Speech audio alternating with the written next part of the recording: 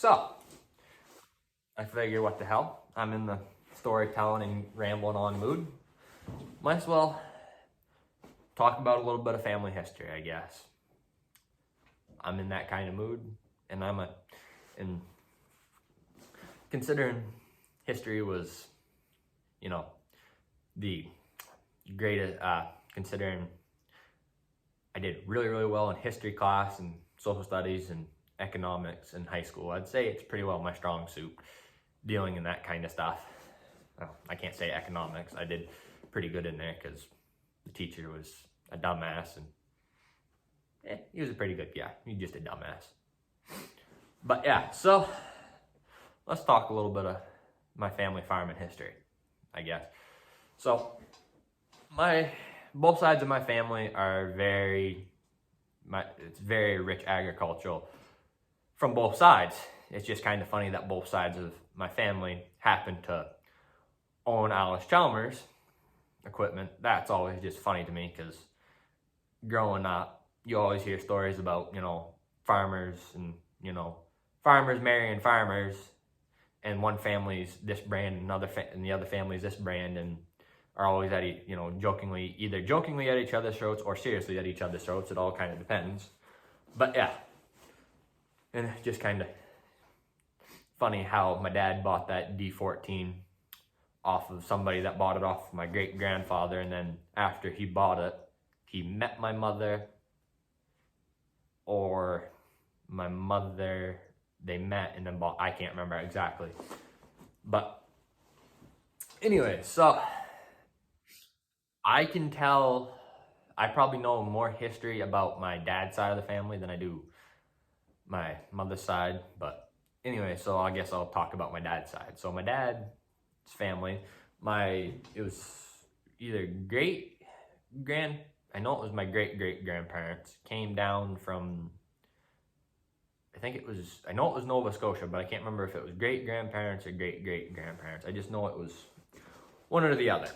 Come down from Nova Scotia, and you guys probably seen in one of my videos of the picture I took in the book of the farm with the windmill and all that stuff. And it's been in the family, well, it was in the family since 1924, and it got sold out in 85 or 86 is when it was sold to the new owners, which absolutely fucking destroyed the place. But I guess I digress. So my great-grandfather, I think, farmed that for quite a long time, and I don't know how many.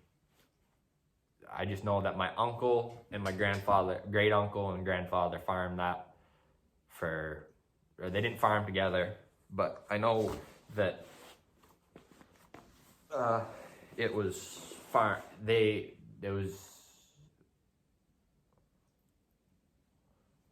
Farmed. My grandfather was the one that ended up taking over the farm, because when my great-grandfather passed away, the farm was kind of forced on him, so he kind of ended up taking it over. But if you have seen that video with the picture in it of the new barn, which was built in '63, because they had a barn fire. I can't remember the exact. I'd like to find pictures of the original buildings before they built the new barn, but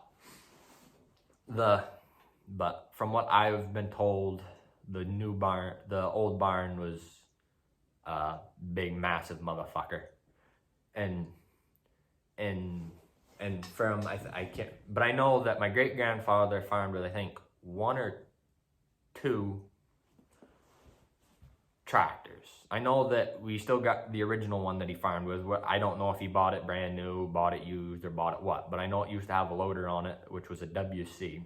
Had that, and I think he had a second WC, because my dad used to talk about them using those two WCs to do the hay and all that stuff. And then I don't know when my grandfather bought the WD-45, but I know they bought it, I think, before the barn fire or after. I can't remember. I think it was before. I couldn't tell you. I don't know the full history from detail to detail, but I know enough of it to get you in trouble. So I just know that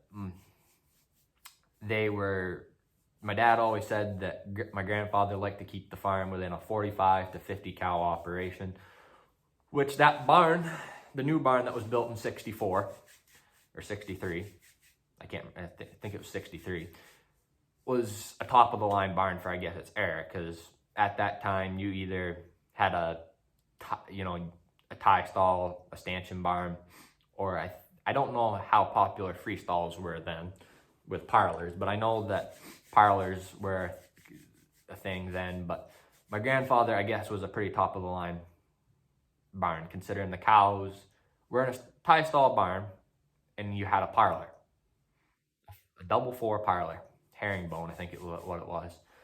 And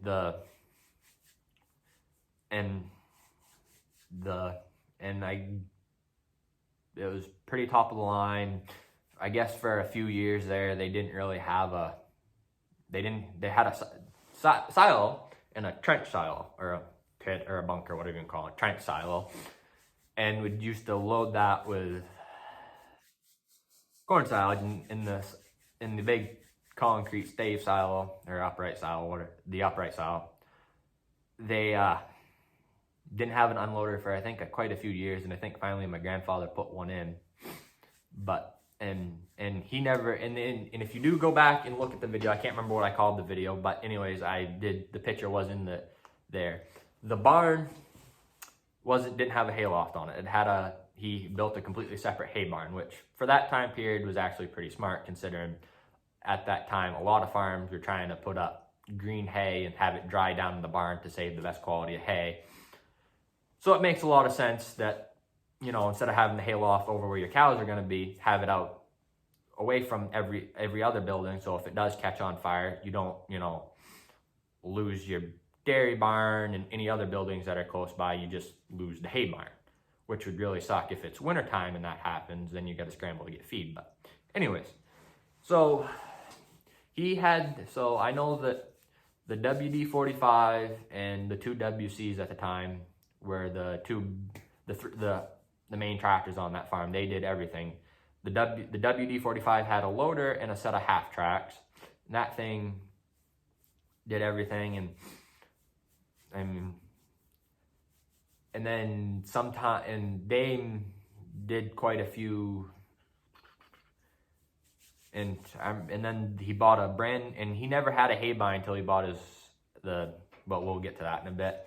And they had, I don't know what they had for other equipment, but I know he always ran New Holland square balers and an old New Idea hay rake and an old Nicholson hay tedder, which you can look that one up on the internet. But again,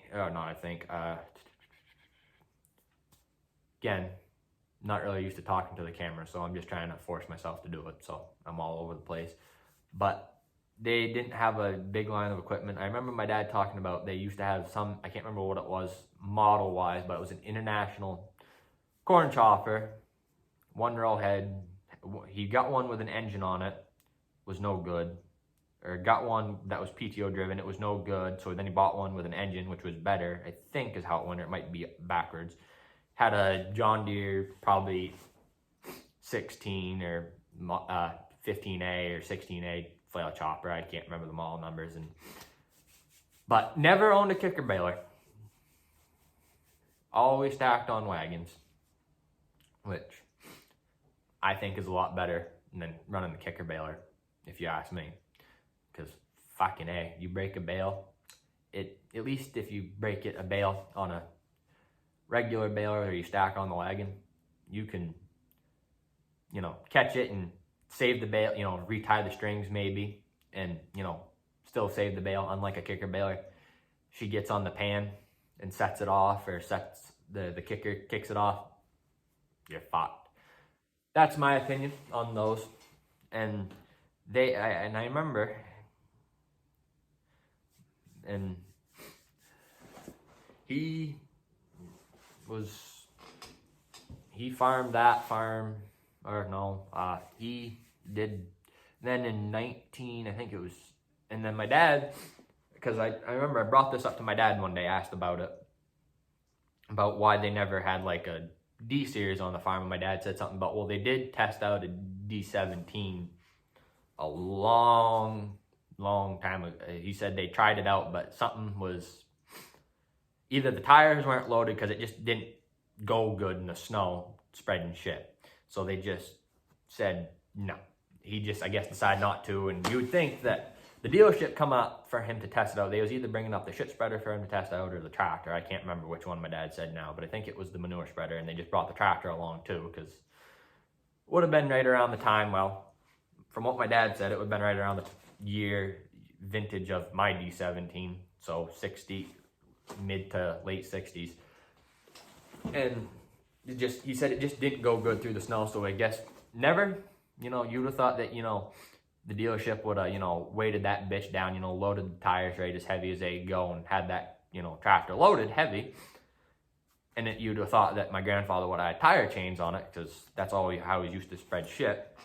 And but I guess that was just that. And but then again, I think, well, considering he used to pull be my great grandfather's WC in the barn at night with the old John Deere shit spreader that was ground drive and PTO driven. He used to pull that in the barn at night, and with the Canadian ring chains on it. And my phone's telling me I have a low battery, so hold on a second. And used to pull it in at night. And so I don't know if the D17 was just too big and it wouldn't fit in the barn, which makes sense, because my dad's garage, that's got that you could barely fit the D17 in there. We had to cut the big oval muffler, the pipe of it, down a little bit underneath the hood to shorten it so it could actually fit in the garage. Because I mean the ring cap, you could just barely skin the top of that garage door with that tractor, so I could understand why. And my dad never talked about him, you know, testing out any other tractors, like any other D series, like D15, a D19, or just only ever said that D17, or, you know, never tested out any other brand, which is kind of interesting that he never went any other brand. But then again, at that time, Alex Chalmers was ahead of their game, and I'm pretty sure they was the best brand out there at that time. That's my opinion, and I'm going to stick to that one. And then I think farmed with just the WCs and the WD-45 up until I think it was 1971. He bought the 160 that you've seen in a couple videos of my dad's. Bought that brand new in 71 with the loader on it. Came with the big bucket that's on it.